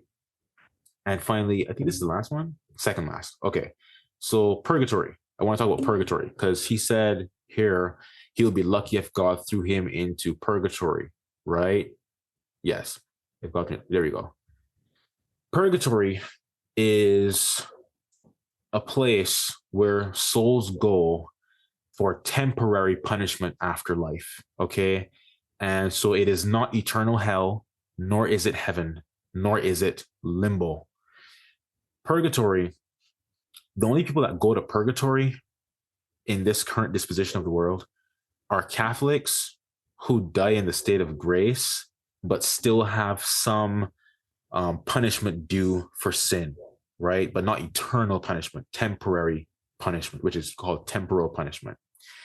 Now, biblical proof for purgatory would be in like 1 Corinthians 3, for example, 13 to 15. It said, every man's work shall be manifest, for the day of the Lord shall declare it, because it shall be revealed in fire, and the fire shall try every man's work of what sort it is. If any man's work abide, which he hath built thereupon, he shall receive a reward. If any man's work burn, he shall suffer loss, but he himself shall be saved, yet so as by fire. So purgatory is a salvific fire. It is used to purify the soul and to free it from any impurities that are remaining after death, as long as the soul died in the state of grace, of course, right? If you died in the state of sin, then you're just going to go to hell in the eternal fire, not the temporary purifying fire of purgatory. And the Douay-Rheims Bible mentioned as well that the fire of purgatory is, the pain of it is greater than any pain on earth, right? So it's not like it's some relaxing fire, like, oh, you just relax in purgatory and chill here for a while. Like, it's horrible. You know what I mean? Like, it's horrible. I remember there was a person I spoke to a while ago who was, as far as I could tell, kind of downplaying the torment of purgatory and saying like, oh, it's purifying fire. It's not like the fire of hell. And I'm pretty sure that I have seen it may be a book or an audiobook or something mentioning that the pain of purgatory is just as bad as the pain of hell. It's just that the pain of hell is permanent, whereas the pain of purgatory is temporary. So if you can avoid it, you don't want to go to purgatory either. Like, purgatory is a very horrible experience, just like hell is, but it obviously does not last for eternity, right? And yeah, So let's continue here. Oh, from the Maccabees, right? The book of Maccabees. Let's see. Here we go. So in Second Maccabees 12:46, right? It talks about praying for the dead. And of course, the book of Maccabees is also rejected by Protestantism, but it is a book of the Bible. All right, so I have the original 1610 Douay Old Testament here. And for Second Maccabees 12:46, it says, "It is therefore a holy and healthful cogitation to pray for the dead, that they may be loosed from sins." And of course, in more modern translations, it would say something like, it is therefore like a holy thought to pray for the dead, that they may be loosed from sins, right? Instead of cogitation. And the commentary says, the Catholic belief, doctrine, and practice of praying for the dead is so evidently confirmed by this place that our adversaries, the Protestants from the 1500s, 1600s and stuff, have no better shift to avoid the same than by denying these books to be canonical scripture, which being authentically proved, it may here suffice to add that albeit the Greek text, as in other inaugural places, differeth from the Latin, yet it is no less clear for this doctrine, which in English is thus, verse 45, regarding or considering that grace is laid up for them that sleep or die in piety, to wit, in true faith and repentance. In the next verse, 46, inferreth thus, whereupon he, Judas Maccabeus, made reconciliation or expiation for the dead, that they might be delivered or loosed from their sin, that is, from punishment for sin. Omitting, therefore, multitude of other proofs, we will here only cite two great doctors of the church, who with others teach that the denial of this particular point of religion is a condemned heresy. Saint Augustine noteth this for a special heresy, saying, Arians are named of one Arius, who being a priest, and taking it grievously that he could not be ordained a bishop, falling into the heresy of the Arians, added some proper doctrines of his own, saying that we ought not to pray nor offer sacrifice for the dead. Likewise, Saint Bernard, in Sermon 66, in Cantica, in plain terms, saith they are heretics, which believe not that there is purgatory fire after death, but that the soul departing from the body goeth forthwith either to rest or to damnation. Let them then, saith he, ask of him who said, there is some sin that shall not be forgiven, neither in this world nor in the future. Why he said this, if there remain no remission and purgation of sin in the future world? He therefore adduceth all to beware of such seducers, saying, see the detractors, see the dogs. They deride us because we baptize infants, for that we pray for the dead. And so, yeah, there's more, but basically, yeah, purgatory is church teaching.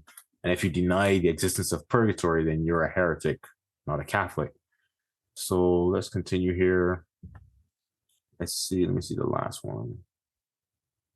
I don't think I've mentioned before. So a heretic, for those who are not aware, a heretic is just, there are many definitions, but the most proper or textbook definition would be a baptized person who claims to be a Christian, but rejects or doubts some Catholic teaching, right? So if someone, is a Lutheran, for example, that person is a heretic because they adhere to the Lutheran religion, not the Christian religion or the Catholic religion. So they would be a heretic because they claim to be a Christian, or if they're baptized especially. If someone claims to be a Catholic and they deny the existence of purgatory, for example, that person is not a Catholic. That person is a heretic, right? So it doesn't matter what the person calls themselves. It matters whether they profess the church's teaching or not. If they reject the church's teaching in any way, they're outside the church. And if they die in that state, they will lose their soul for all eternity. An apostate is someone who has completely turned away from all notions of Christianity altogether. So if someone was like baptized, let's say, as a Catholic, right, raised as a Catholic, and then later in their life, they turn away from Catholicism, and they're not even like, they're not a Protestant or anything. They're like a Hindu, right? They become a pagan. That person will be an apostate because they don't even identify as being a Christian anymore, right? So that's an apostate. I think those are the main things. A schismatic is someone who reject, like basically they refuse communion with the church, right? So the Eastern quote unquote Orthodox would be schismatics because they refuse to join the Catholic Church and to accept the Catholic Church's teachings, and they reject the belief that the Pope is the leader of the church. So a schismatic normally is related as well to the rejection of the authority or the leadership role of the Pope, right? Someone who does not how do you say, submit to his authority, but still claims to be a Christian and stuff like that. They'll be a schismatic because they've severed themselves from the church. So yeah, I think that's that on that. And then the last point I wanted to cover, which is not a right point, just a little note. I think 842. Oh, right here. Yes. So right here, just move myself here. This is a painting of a Dominican, a Dominican Catholic martyr, a Japanese Dominican Catholic martyr. And this is just like a typical, not Japanese style, just a typical icon of Jesus Christ, right? So I think that's about it for episode 1, part 1. God willing, once I get this edited and stuff like that, I would like to do this same kind of video for episode 1, part 2. And then, when I release episode 2, God willing, do that, and so on and so on. Now, I will say, regarding episode 2, I actually, right now, as far as God's Last King, my main project right now is trying to figure out the AI speech technology. And what I'd like to do, once God willing, I figure that out, is actually remaster episode 1 with that speech technology to basically make a higher quality or a more authentic looking, just an overall better remastered version of episode 1, both part 1 and part 2. And I'd probably release it all as one episode together, as one long episode, the whole episode, instead of dividing it into part 1 and part 2. And yeah, so that is my current project regarding God's Last King. As far as the actual show goes, that's what I'm working on. I'd like to do a remastered version of episode 1. But anyways, I hope whoever saw this, enjoyed it, found it informative and edifying and all that kind of stuff. And yeah, thank you for watching. Take care.